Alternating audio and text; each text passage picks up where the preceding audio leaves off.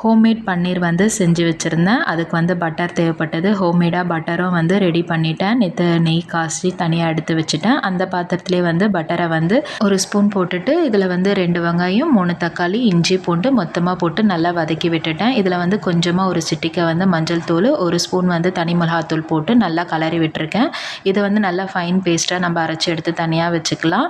அதுக்கப்புறமா அதே கடாயில் வந்து 2 ஸ்பூன் வந்து பட்டரை போட்டு பட்டை லவங்கம் சோம்பு எல்லாமே போட்டு தாளித்து விட்டுட்டு அரைச்ச விழுதை வந்து அந்த கடாயிலேயே நல்லா போட்டு நல்லா ஒரு கலரி எடுத்துட்டு ஆல்ரெடி வந்து நான் பன்னீரை வந்து பட்டரில் வந்து ரோஸ்ட் பண்ணி எடுத்து வச்சுருந்தேன்.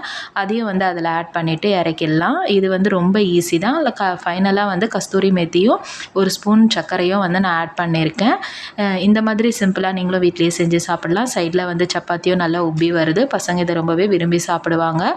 சிம்பிளாக இந்த மாதிரி என்ன பண்ணலாம் நீங்களும் யோசிச்சு பண்ணுங்கள். இந்த வீடியோ உங்களுக்கு பிடிச்சிருந்தா என்னோட சேனலை சப்ஸ்கிரைப் பண்ணி. தேங்க்யூ.